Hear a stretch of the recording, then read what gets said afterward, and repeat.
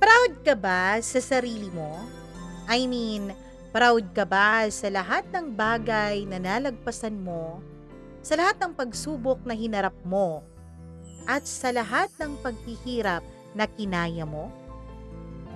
Lahat naman siguro tayo may kanya-kanyang pagsubok, kanya-kanyang paghihirap, kanya-kanyang challenges na dumaan sa ating mga buhay. Wala naman sigurong pinanganak dito na swerte agad, 'di ba? Na walang paghihirap, na puro sarap. Kasi kung puro sarap lang 'yan, 'di mo naman malalaman na masarap kung wala kang natikman na hindi masarap. Kung wala kang natikman na mapakla, mapait, aasim, sobrang alat, 'di ba? Do you get my point? Ganun eh. Anyways, isa na namang kwento ang ating pagsasaluhan for today's video. At ang kwentong ito ay tungkol sa mga hinarap niyang mga pagsubok at patuloy na kinakaharap. Nako, ang ating sender ay nagpapatago sa pangalan na Tyra. Dito lamang sa inyong paboritong programa, ang Dear Mama Mia.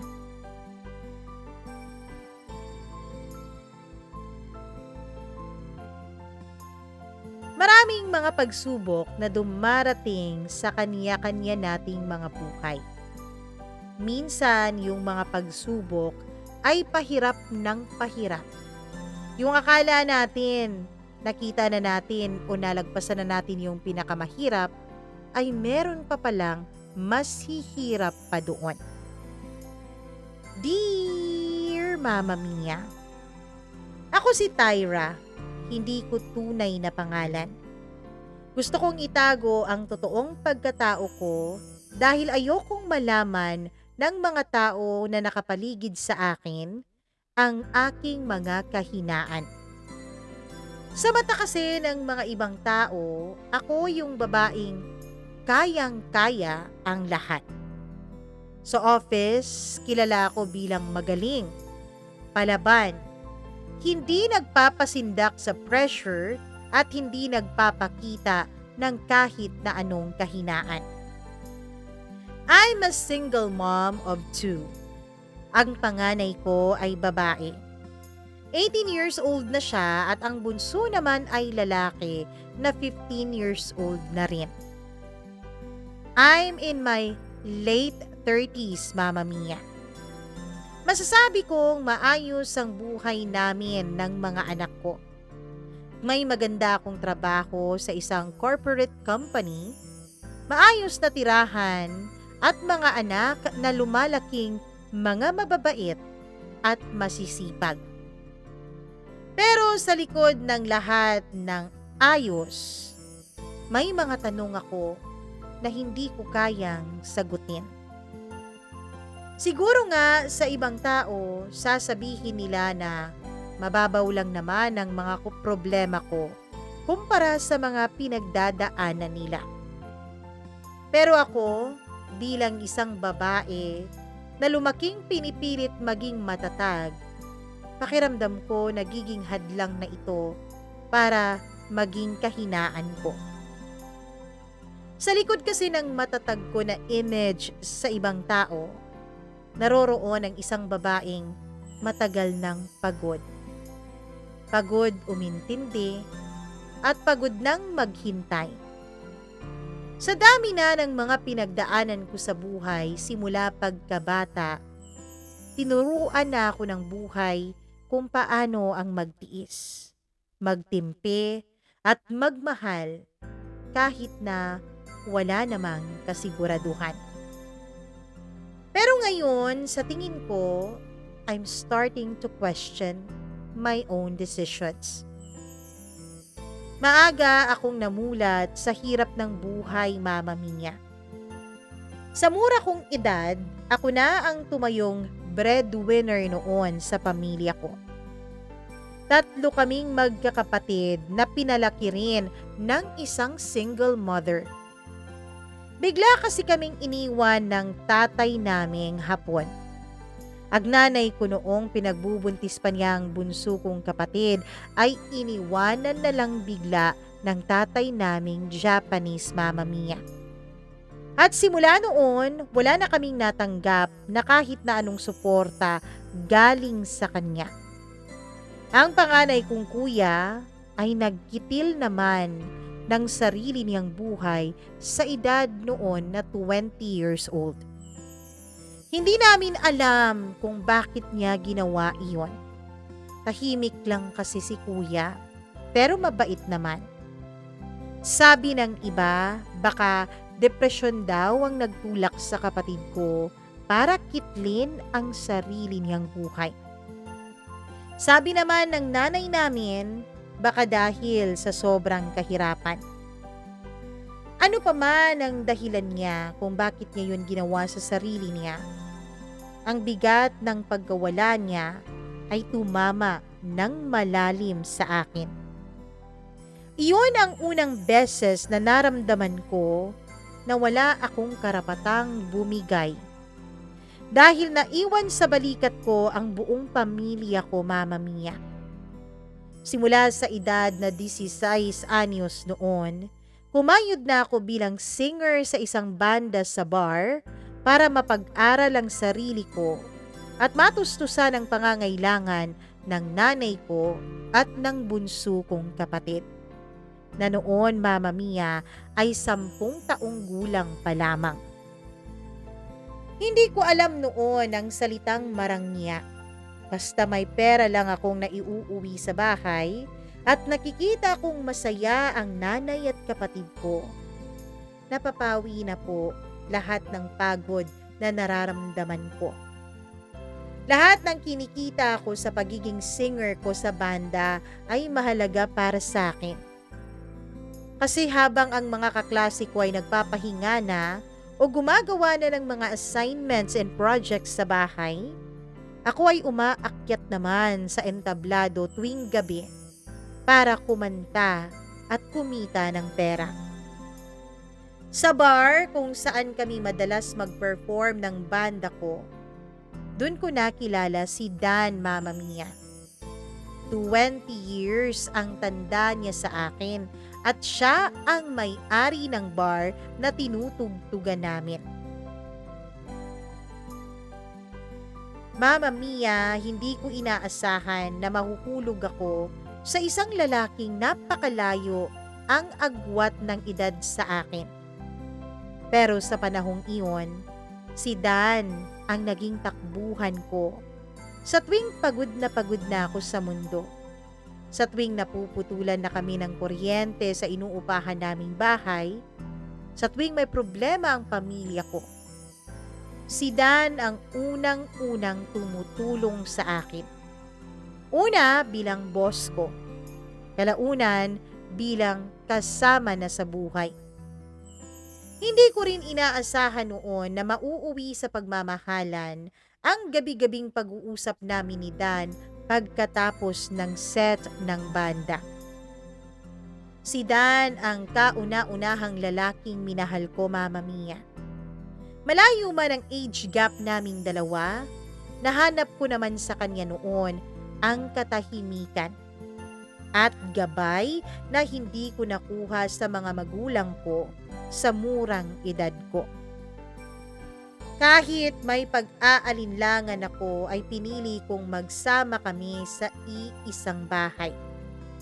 Dala ng kabataan, pagkauhaw masyado sa pagmamahal at ang pananabik sa isang buhay na may kasama.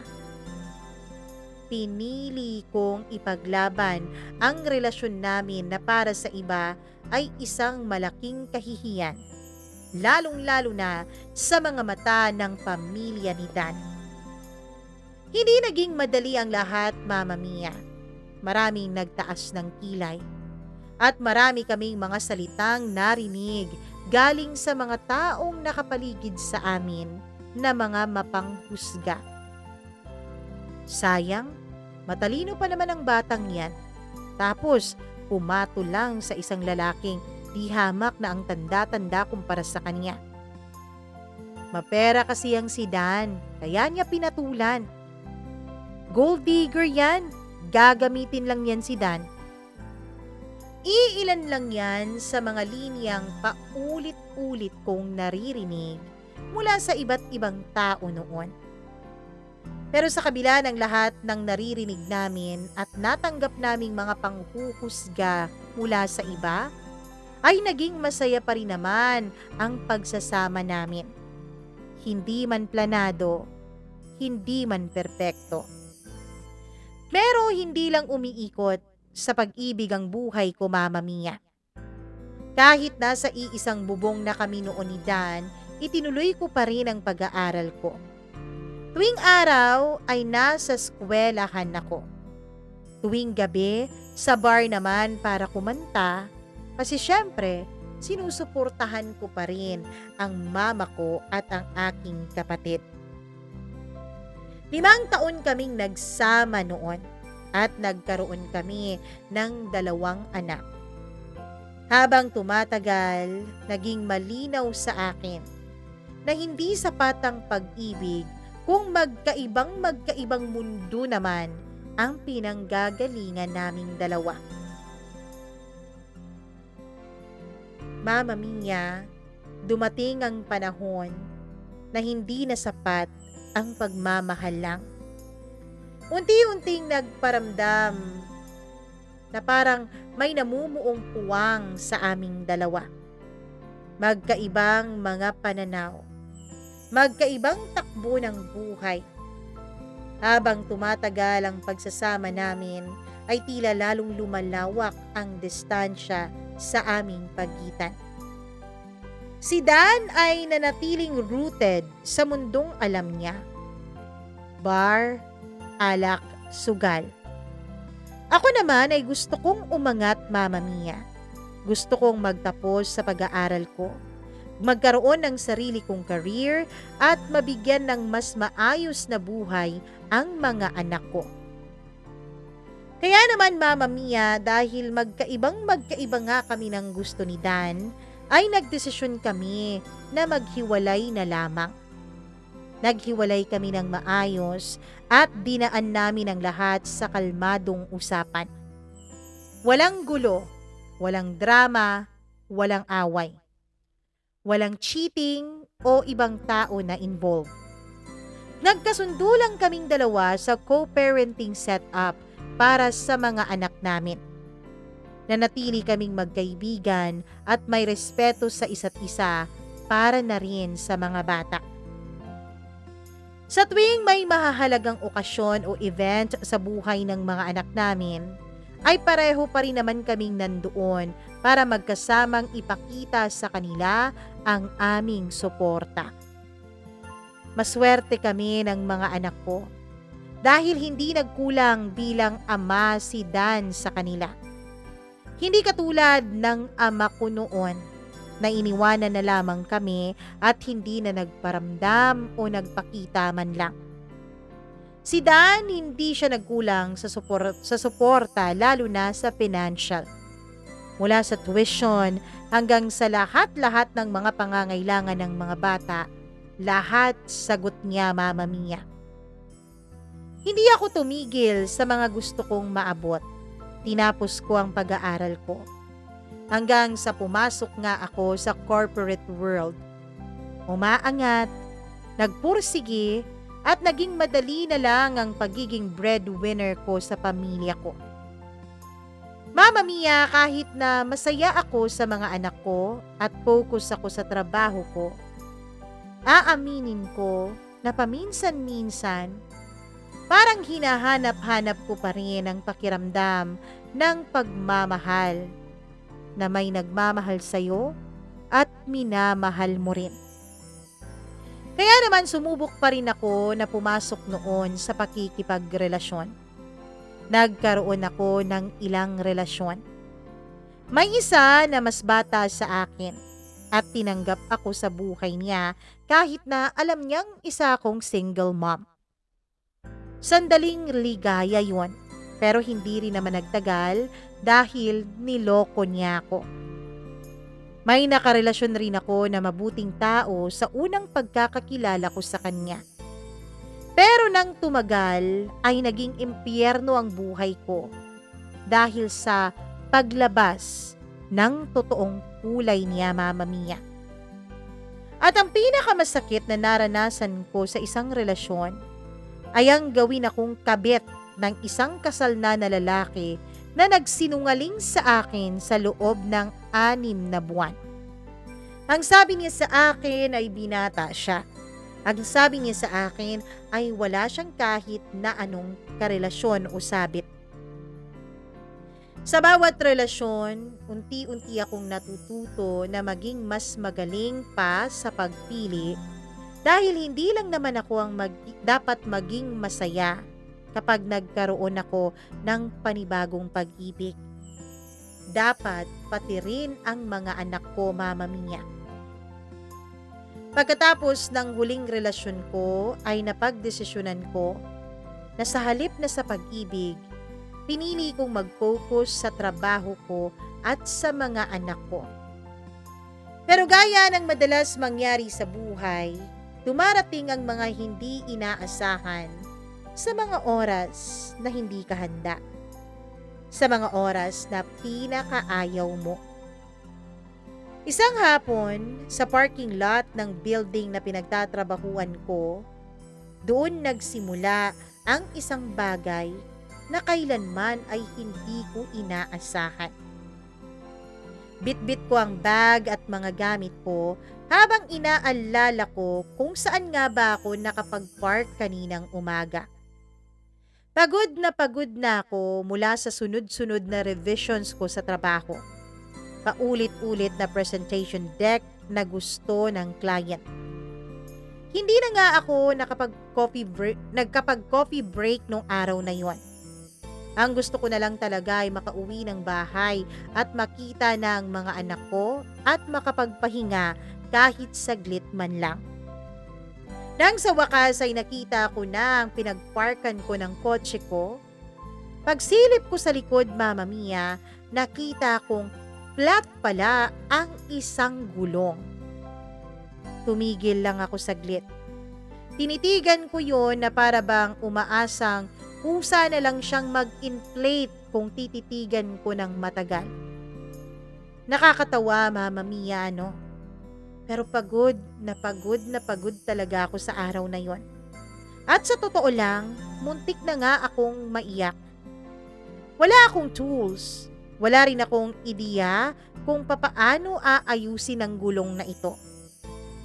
Habang tinititigan ko ang gulong, ay may narinig akong boses mula sa aking likuran. Flat yan. Paglingon ko ay isang lalaki ang nakatayo ilang hakbang mula sa akin. Isang mabilis na sulyap lang ang ibinigay ko sa kanya. At agad lumapit siya para silipin ang gulong ko. Pamilyar ang kaniyang mukha. Pareho kaming matagal na sa kumpanya. Ako ay sa marketing department, samantalang siya naman ay sa operations. Magkaibang mundo, magkaibang line ng trabaho kahit iisa lang naman ang kumpanyang pinapasukan naming dalawa.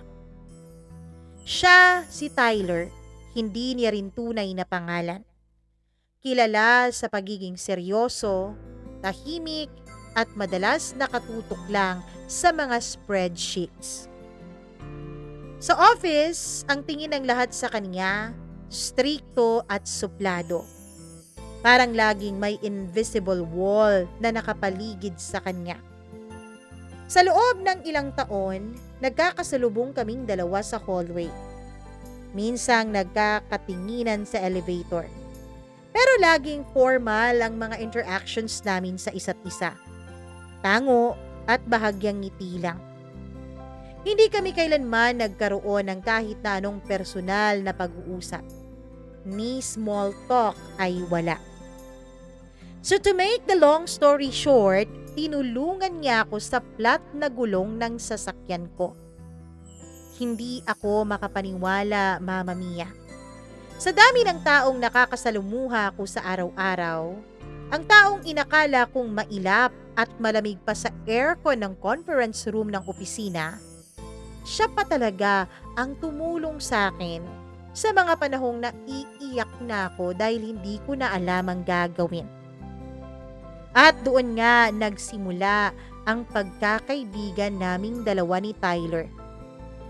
Sa coffee break, sa elevator, minsan sabay kaming lumalabas para mag-lunch.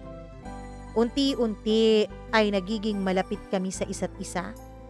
Unti-unti nagiging magaan ang loob namin sa isa't isa.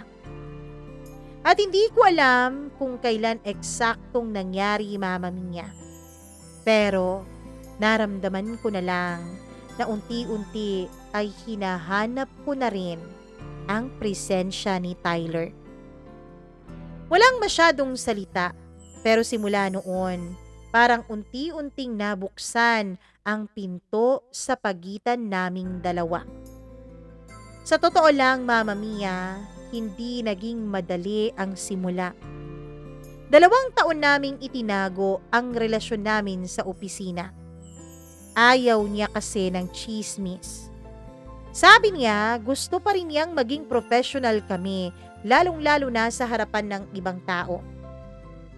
Ayaw niyang pag-usapan kami ng mga taong hindi naman daw parte ng aming mga buhay. Well, naiintindihan ko naman, pero sa loob ng 2 taon, Mama Mia, pakiramdam ko ako lang ang nagtitiis na parang walang kaming dalawa. Sa bawat event, bawat meeting, bawat pagkakataong magkasama kami, ay parang hindi niya ako kilala. Gaya pa rin ng dati ang turing niya sa akin. Ako lang ata ang nagdadala ng sikreto namin. At sa totoo lang, nakakahaggard din yun. Nakakapagod din. Pilit akong naghahanap ng rason kung bakit kailangang itago ako ni Tyler. Dahil ba sa single mom ako? Hindi yun rason eh. Dahil ba pareho lang kami ng sitwasyon? Pareho kasi kaming may nakaraan, Mama Mia. Pareho kaming may kanya-kanyang excess baggage sa buhay. Single dad si Tyler. May anak siya sa naging dati niyang partner. Babae ang anak niya at kaedad lang ng bunso kong anak. Hindi sila kasal ng ex niya. At ayon sa kanya, matagal na raw natapos ang kwento nilang dalawa. Kay Tyler ang full custody ng kanilang anak. Kaya naman minsan, naiisip ko na siguro iniingatan lamang niya ang kapakanan ng anak niya bilang babae ito. Kaya maingat rin siya sa bawat ginagawa niyang hakbang sa kaniyang buhay. Makalipas ang 2 taon, Mama Mia, nang tuluyan na ngang nalaman ng mga tao sa aming paligid ang tungkol sa aming dalawa ni Tyler. Maraming nagulat. Pero ako, naging masaya ako dahil finally, wala nang palihim-lihim. Hindi ko na kailangang magkunwaring wala akong nararamdaman kapag nasa iisang conference room lang kaming dalawa. Hindi ko na kailangang iwasang tumingin sa kanya tuwing nagkakasalubong kaming dalawa sa loob ng opisina. Sa wakas, alam na ng lahat na ako ang girlfriend ni Tyler. Pero ang totoo, Mama Mia, ang akala ko na magiging mas magaan na ay tila mas lalo pa atang naging mahirap. Oo, hindi na nga naman kami lihim ni Tyler dahil alam na ng lahat ng tao sa opisina. Pero si Tyler, hindi pa rin ako buong ipinakita o pinapasok sa kanyang mundo. Kapag magkasama kami sa harap ng iba, para lang kaming normal na magkatrabaho. Ni hindi nga magkaibigan ng turingan namin. Walang ngiti, walang hawak sa kamay, walang kahit simpleng kumpirmasyon na mahal niya ako. Alam mo naman tayong mga babae, hindi ba, Mama Mia? Gusto natin yung pinagmamalaki tayo sa iba. Gusto natin na maramdaman at makita nating proud ang mga partner natin sa atin. Kaya lang ma-pride po si Tyler. Kapag nag-aaway kaming dalawa, ang hirap-hirap niyang kausapin. Tahimik siya, parang isang pader na hindi mo matibag-tibag.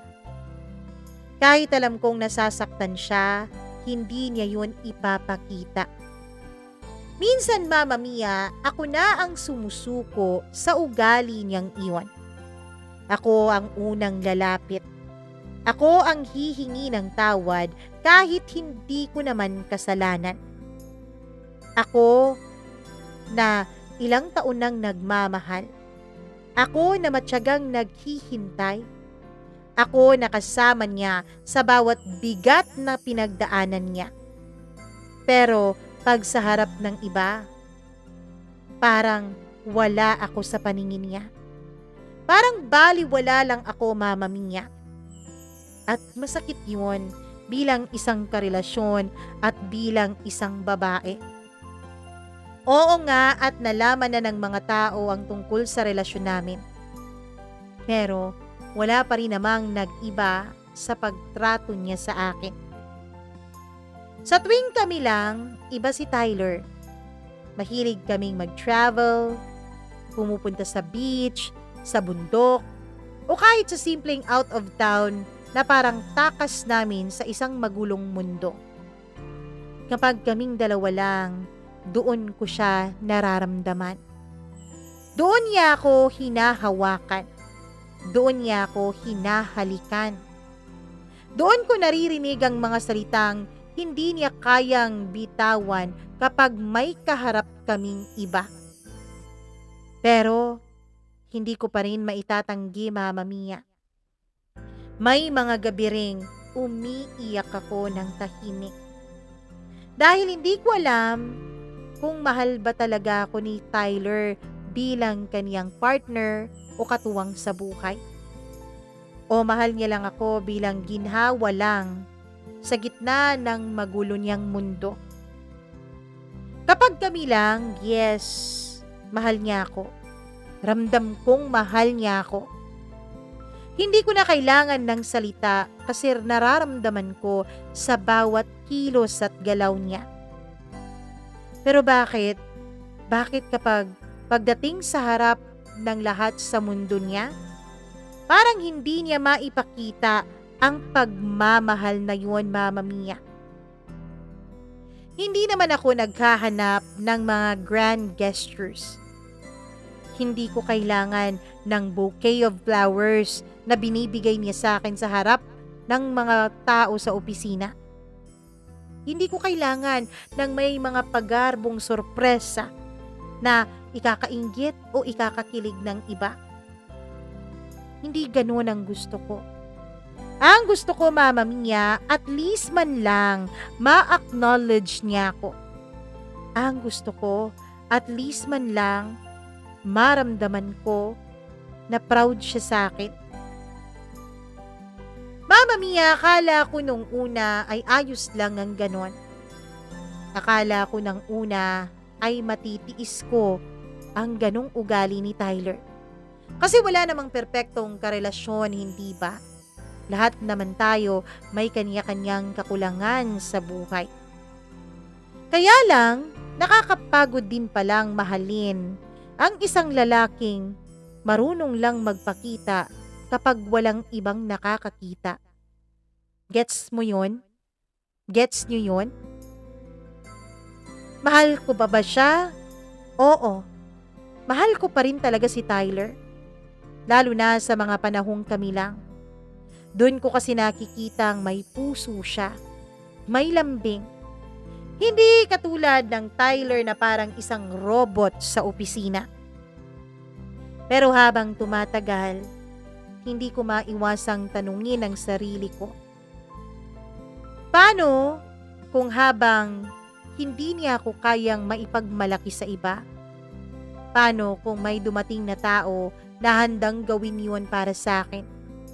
Paano kung may dumating na tao na handang ibigay ang pangangailangan ko kahit hindi ko pa hilingin? Mama Mia, lalo akong nalilito ngayon. Kasi kung dati, ang dahilan kung bakit hindi kami lumalabas ay dahil itinatago pa namin ang aming relasyon, ngayon na wala na kaming tinatago, wala na kaming dapat ilihim, lahat ay tanggap kami, lahat naman ay boto sa amin. Kilala ko na ang anak ni Tyler, nakakasama ko na sa mga travels namin, sa mga okasyon, o sa simpleng weekend lang sa bahay. Mama Mia, mabait siyang bata, marespeto. Ramdam ko sa kanya ang maayos na pagpapalaki ni Tyler. Ganon din naman ang mga anak ko. Kilala na nila si Tyler. Sanay na silang may tito Tyler na sumusundo sa amin. Nakakasama na namin ang aming mga anak sa tuwing kumakain kami sa labas o nagpupunta sa mga okasyon sa bahay namin. Kilala na rin ng pamilya ko.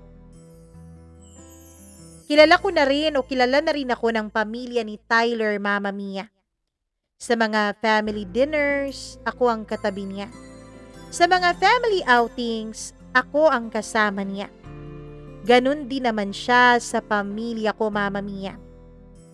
Mahal siya ng nanay at ng kapatid ko.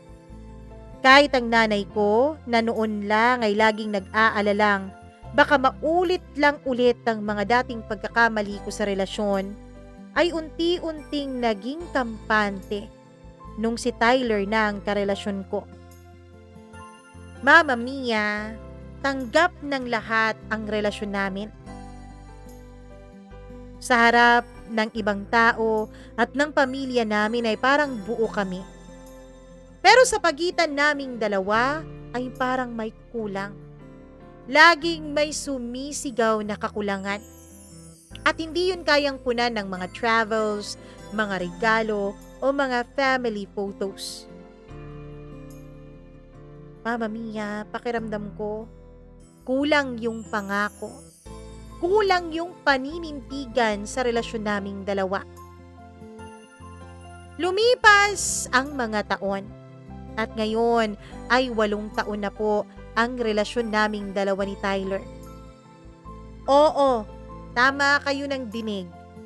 8. 8 taon ng pag-a-adjust, pakikisama at pang-uunawa. 8 taon ng pagiging nandito lang ako. Kahit minsan pakiramdam ko, hindi niya rin alam kung nasaan pa kaming dalawa. Pero heto pa rin ako, Mama Mia. Nandito pa rin ako, patuloy na nagsasakripisyo at patuloy na umaasa. Sa parehong lugar, sa parehong relasyon, sa parehong hindi malinaw na direksyon. Habang tumatagal, parang hindi umuusad ang relasyon naming dalawa ni Tyler. Sa loob ng 8 taon, hindi niya pa rin nababanggit ang salitang settle. Wala pa rin siyang sinasabing gusto na niya akong makasama habang buhay. Oo, Mama Mia, kahit 8 taon na kaming dalawa at stable naman na kami sa aming mga buhay, ay wala pa ring singsing. Walang plano. Walang bahay na sabay naming inuuwian. Walang kahit pahiwatig man lang na gusto niyang bumuo ng isang masayang pamilya kasama ako. At lalong hindi niya ako inaalok na bumuo ng isang bagong tahanan. Hindi lang para sa amin, kundi para na rin sa mga anak naming parehong kailangan ng kumpletong pamilya at kumpletong mundo. At sa totoo lang, Mama Mia, nasasanay na rin ako sa pananahimik niya. Pero iba ang katahimikan kapag taon na ang lumilipas. Iba yung hindi ka sigurado kung kasama ka pa rin ba talaga sa mga darating na taon sa buhay niya. O baka hanggang ngayon ka na lang. Iba yung nagbibilang ka ng taon sa relasyon pero wala ka namang mabilang na direksyon o pupuntahan ninyo. Lagi na lang, hindi pa tamang timing. Lagi na lang, maayos naman tayo. Bakit kailangan pang baguhin? Aaminin ko, gusto ko rin naman na magkaroon ng buong legal na pamilya. Yung totoong pamilya, yung uuwi kami sa iisang bahay, yung sabay naming papalakihin ang mga anak namin. Mama Mia, hindi ko hinahangad ang kasal para lang masabing asawa ko, na pinakasalan ako, na nirampa ako sa aisle. Pero ang gusto ko ng kasiguraduhan. Mama Mia, late 30s na ako. Hindi na ako bumabata. At sa totoo lang, ayoko na ring magsimula ulit. Ayoko ng panibagong getting to know stage, ng panibagong adjustment, ng pagbubuo ulit ng tiwala mula sa simula para sa isang tao. Kasi Mama Mia, napagod na rin ako sa paulit-ulit na ganito. Gusto kong maramdaman na sa kabila ng lahat ng pinagdaanan ko, mula pagkabata hanggang sa pagiging ina, ay may isang tao rin palang pipili sa akin ng buo. Hindi lang kapag kaming dalawa lang ang magkasama, hindi lang sa gabi, hindi lang sa mainit na kama, kundi sa buong buhay. Minsan, naiisip ko rin, baka kasi sanay na si Tyler sa sistema naming dalawa. Yung hindi ko siya kinukulit, yung hindi ako demanding, hindi ako nagde-demand ng kahit na ano, yung hindi ako nagtatanong kung bakit hanggang ngayon wala pa rin kami sa hinaharap. Pero hindi ba dapat kahit papaano ako naman ang tatanungin ng mga ganung bagay? Napapagod din ako, oo. Hindi dahil sa kakulangan niya bilang isang partner, kundi dahil sa paglalim at paglipas ng mga taon. Pero pakiramdam ko, parang ganun pa rin kaming dalawa. Hindi lumalalim ang commitment namin sa isa't isa. Mama Mia, ilang taon pa ba bago niya maisip na pwede na kaming magsama? Na hindi na ito tayo pero hiwalay tayo ng bahay. Na hindi na ito kami sa travel pero hindi kami sa tahanan. Sa totoo lang, hindi ko siya minamadali sa pagpapakasal. Pero naniniwala ako sa pagpili, yung malinaw na pagpili. Yung hindi mahirap basahin. At sa loob ng 8 taon naming relasyon, sa kabila ng lahat ng pagbubukas, parang siya lang ang hindi pa rin handang magbukas ng pinto para sa amin ng tuluyan. Ako na 8 taon nang umaasa, ako na tinanggap ang lahat-lahat sa kanya. Schedule niya, mood swings niya, trabaho niya ang inuunan niya sa lahat. Ako na hindi kailanman nagpumilit, pero laging nandyan at naghihintay. Ako na kailanman ay hindi humihiling ng singsing, pero umaasang darating din ang araw na pipiliin niya ako. Sa paraang hindi ko na kailangan pang hilingin, Mama Mia. Pero heto ako ngayon. Hindi nagagalit, hindi ko rin siya inaaway.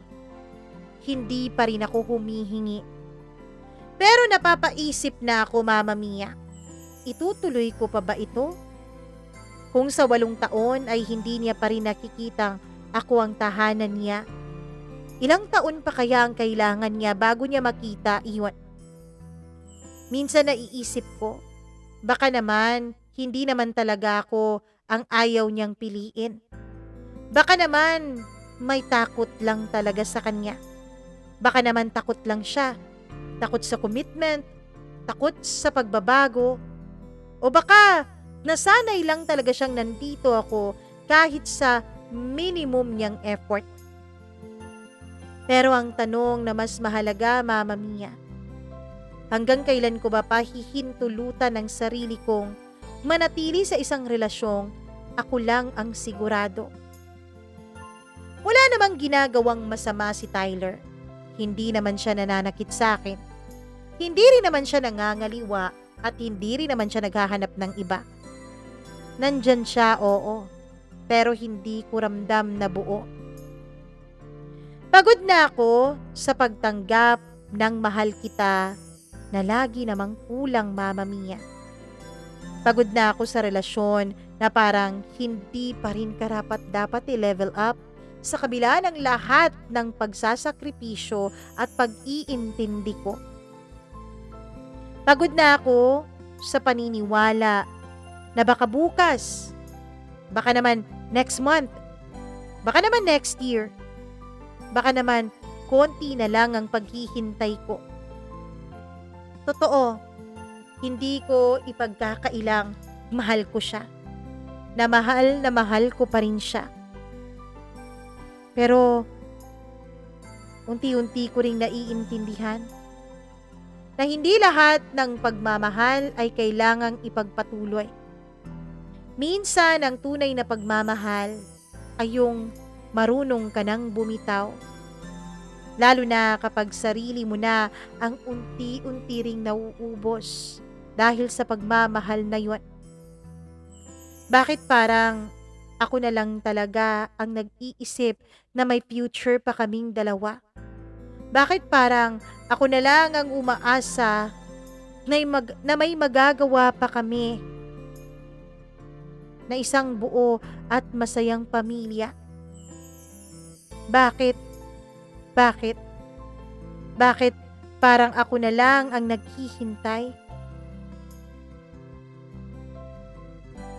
Mama Mia, hanggang kailan ba ako maghihintay? At kung hindi ko na kayang maghintay, ako bang magiging masama? Kung hindi ko na siya kayang hintayin, kung bibitawan ko na siya, alam kong sa mata ng iba, magiging masama ako sa kanila. Kayo ba, kung nasa lugar ko kayo, itutuloy niyo pa ba ito? Pipiliin niyo pa rin ba ang isang relasyon na hindi niyo nararamdaman ang kasiguraduhan? Basta lang, may pagmamahal ka pa rin? Sa totoo lang, Mama Mia, naguguluhan ako. Hindi ko alam ang sagot sa mga sarili kong tanong. Pero baka kayo, may makita kayong hindi ko nakikita dahil nabubulagan pa rin ako sa pagmamahal na meron ako para kay Tyler. Sa totoo lang, Mama Mia, wala naman akong nararamdaman na galit sa kanya. Pagod lang ako. Hindi ako mahina, pero hindi ibig sabihin na gusto kong lagi lang akong malakas. Thank you so much, Mama Mia, for taking time to read this letter of mine. I really appreciate the effort you gave to read and understand what I've shared from the start. I know it's not easy to express everything through words, but knowing that someone is willing to listen makes it lighter and more meaningful. Muli, maraming salamat po. More power po sa inyong program. Sana mas marami pa kayong ma-inspire at maabot ang YouTube channel mo.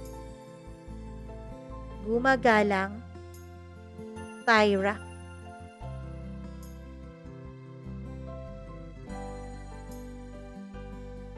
Alam mo, Tyra, sa totoo lang, sa bawat words na binibitawan, sa bawat word pala, wrong grammar na naman, ano ba yan?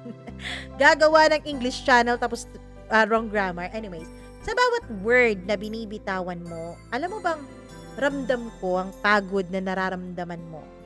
Parang feel ko talaga na ako yun eh. Parang ganun, kahit na hindi ko naman nararanasan yan, oo. Sa ngayon, di ko naman danas o wala naman ako sa parehong sitwasyon. Pero parang naramdaman ko bawat pagbabahagi mo kung paano mo i-express ang sarili mo, kung paano mo i-express ang frustration mo. Yes, that's frustration eh. Ang pagod mo. Well, Tyra, alam mo, tayong mga babae ay hindi ko naman generalize lahat. Pero Karamihan sa mga nakilala, nakasalamuha, nakausap kong mga babae, lahat tayo halos pare-pareho lang. Ang gusto natin ay stability. Ang gusto natin ay security. Ang gusto natin, meron tayong mga taong masasandalan. Minsan, iniisip ng ibang tao, "Uy, ang lakas-lakas ng babaeng to. She doesn't need anybody. She doesn't need any man." Pero kapag ganun ang babae, kapag hindi siya in touch with her feminine side, dapat questionin mo kung anong klaseng lalaki ang kasama niya.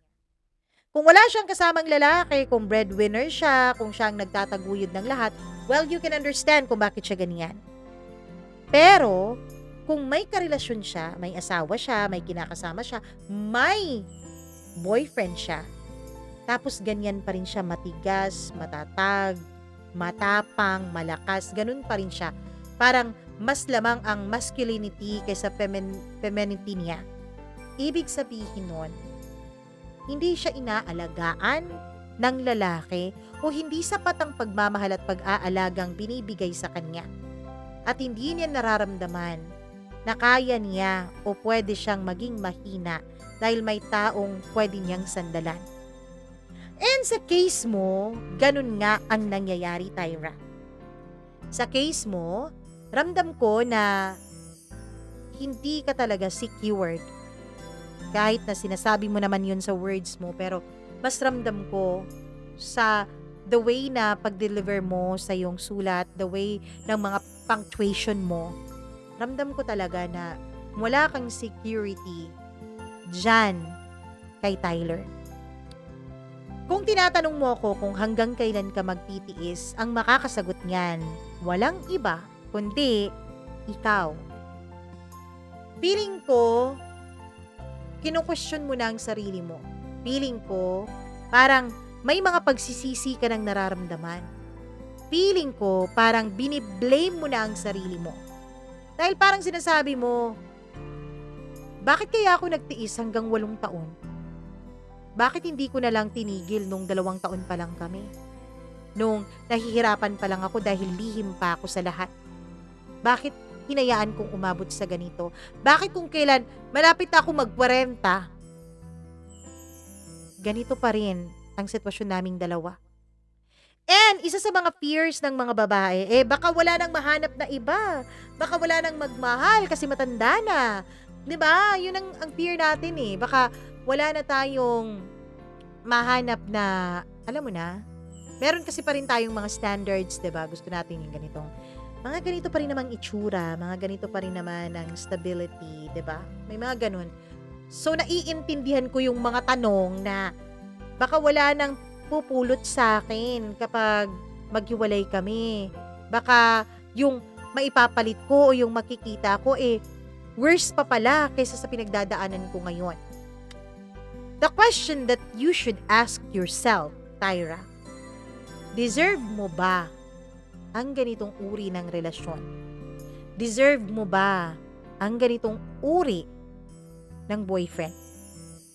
Kasi alam mo, maiintindihan ko sana kung kung like for example, kasal pa siya, tapos on process pa yung annulment, maiintindihan ko yung mga ganyan. Though, hindi ko ini-encourage na makipagrelasyon kayo habang may kasal pa na buo at hindi pa na-annul. Pero yun, maiintindihan ko yun. Kaya lang itong sitwasyon ninyo, I'm sorry to tell you this, pero wala talagang plano yang Tyler sa'yo. Please, please, please, do not justify na sinasabi mong baka takot lang siya sa commitment. Na sinasabi mong baka may mga takot lang siyang nararamdaman. Pero wala naman siyang iba. No, that's bare minimum. Hindi dahil wala siyang iba, hindi dahil hindi ka naman niya sinasaktan ng pisikal, ay sapat na yun. Hindi ganun. Pinaka-importante kung anong pinaparamdam niya sa'yo. Alam mo kasi, ang pagmamahal, hindi lang dapat sinasabi yan. Ang pagmamahal, hindi lang dapat pinapakita yan sa mga sweet moments, sweet gestures. Yung sabi mo pa lang na hindi siya, anong tawag dun? Hindi siya sumusuyo sa'yo kapag nag-aaway kayo, na mataas ang pride niya, dun pa lang girl. Dun pa lang. As in like, napakalaking red flag na noon. Remember Kim Chu, dun kay Sian Gaza? Diba nung naghiwalay sila, mga ilang buwan ata yun, dun pa sinabi ni Kim Chu na siya ang sumusuyo, siya ang nagsusorry. I'm not saying na dapat lalaki ang mag-sorry. I'm not saying na dapat lalaki ang sumuyo.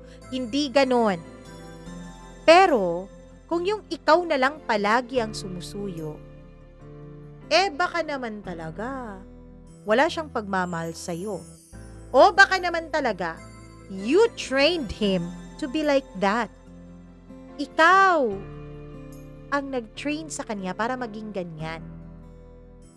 You set the tone, kaya siya ganyan. Kasi nung una pa lang, dapat nilatag mo na. 'Di ba nung unang pag-aaway niyo pa lang, hindi siya sumuyo.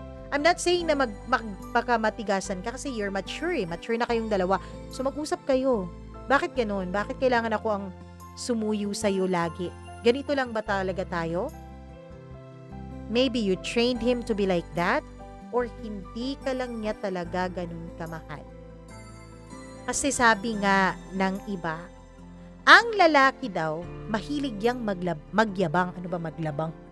Ang mga lalaki daw mahilig magyabang. So kung hindi ka pinagmamalaki ng lalaki, ibig sabihin, he's not that into you. Hindi ka niya mahal.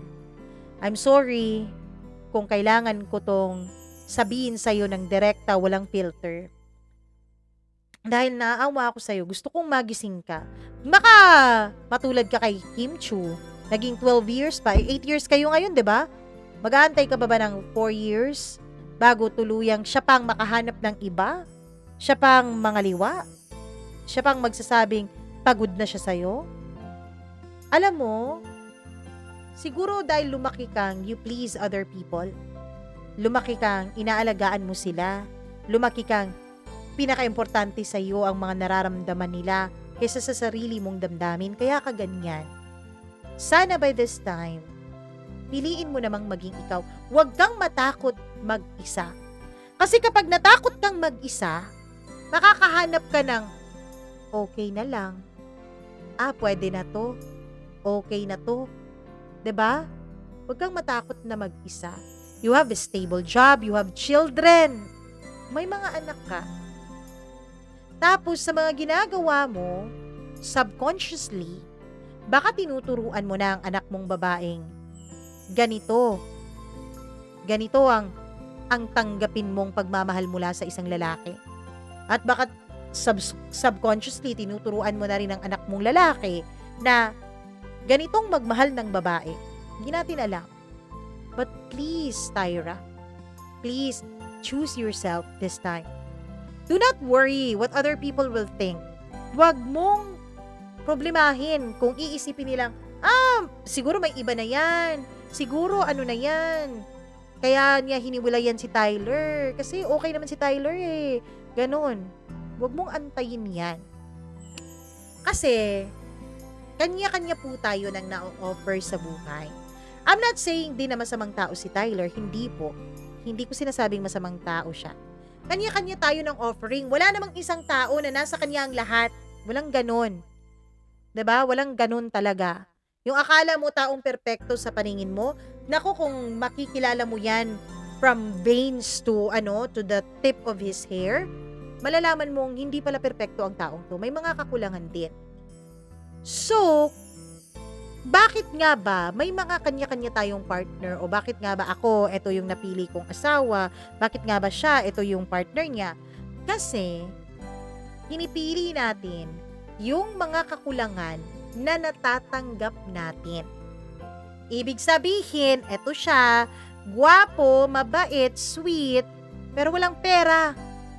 Pero, tamad sa bahay. Ganon. So, kaya mong tanggapin na tamad siya sa bahay kasi okay lang sa'yo na ikaw ang gumawa sa bahay. Kaya mong tanggapin na wala siyang pera kasi kumikita ka rin naman ang sarili mong pera. Yun. We are perfect people for the right people. Yung fit sa atin, 'di ba? Ganun. kung saan tayo fit. So baka hindi lang talaga kayo fit ni Tyler sa isa't isa. And wag mo nang antayin na magdaan pa ang maraming taon bago mo ma-realize yan. Ngayon, nare-realize mo na yan eh. Pero takot ka. Takot kang maging masama sa paningin ng iba. Takot ka na baka wala nang magmahal sa'yo. Tyra, please, be that person. Be the person na kailangan nimo or kailangan mo. Bakit ako nagbisaya? Grabe, ano na talaga to kasi nagbisaya bigla eh. Na kailangan mo. 'Di ba? Kung kailangan mo ng isang taong who will show up for you, kung kailangan mo ng isang taong who will be proud for you, be that person to yourself. Huwag mong hanapin yan sa iba. Kasi girl, kapag talaga naghanap ka sa iba, trust me, tatanggap ka lang ng pwede na, ng okay na. Kasi akala mo yun ang deserve mo. Please talk to yourself. Kasi matalino ka eh. Talk to yourself or better yet, seek counseling, professional help, ganon. Para mailabas mo kung ano man yung nasa puso mo. Kasi you're really used to please people na ang sarili mo, hinahayaan mo na lang magdusa para sa kapakanan ng iba. Minsan, gusto natin na nagiging, tayo, diba? Nagiging perfect, kinaiinggitan tayo sa labas. Gusto natin yun. Kahit na ang totoo ay nabubulok tayo at nasasaktan tayo sa loob, please, don't be that person. Baka kasi mag 50 years old ka na, yun pa rin ang problema mo. Okay? I hope na nakikinig ka ngayon, Tyra. I hope na pakinggan mo itong aking boses kahit na sandali man lang. And syempre, yung mga mga tagapakinig natin, dahil marami tayong tagapakinig na ang gagaling magbigay ng advice ha. Hindi nyo lang alam, ang dami nating tagapakinig na napakagaling din naman talagang magbigay ng kanilang kuro-kuro. So please, comment down below. Napahaba ata ang comment ko. Hindi lang napahaba, sobrang haba talaga.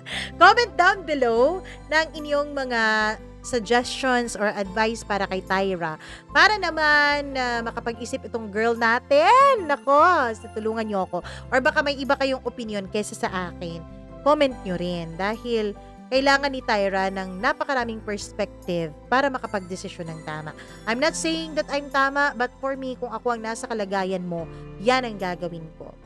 Anyways, maraming salamat, Tyra, dahil alam kong hindi madali ang umamin na ganun ang nararamdaman mo, lalo pa sa programang katulad dito na maraming pwedeng makinig at maraming pwedeng mapagtagpi-tagpi na, siya pala tong taong to, ganun, diba?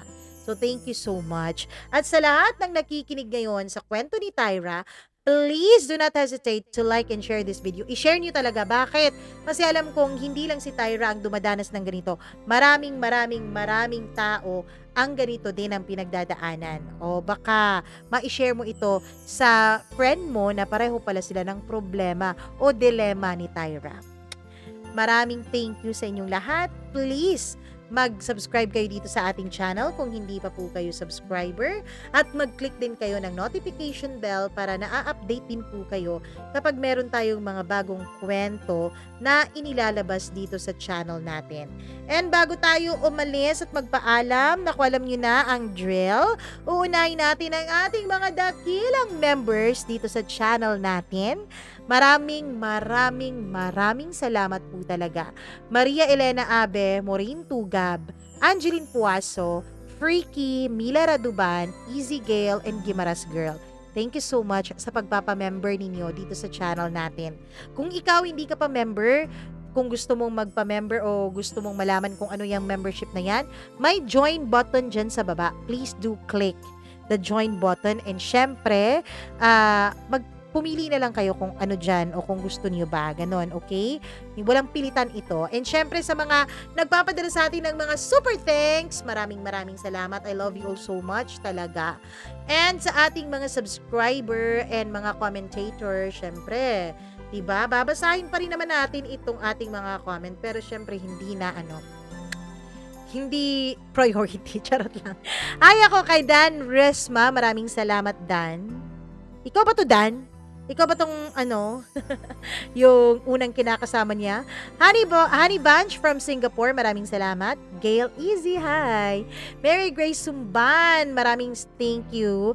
Hello rin ako sa ating mga tagapakinig na si Lilibet Tubalyas, kay Rosana Crisostomo, Carolina Batugal, kay Jean 8864, Chazi Chai, Wilfredo Habaybay.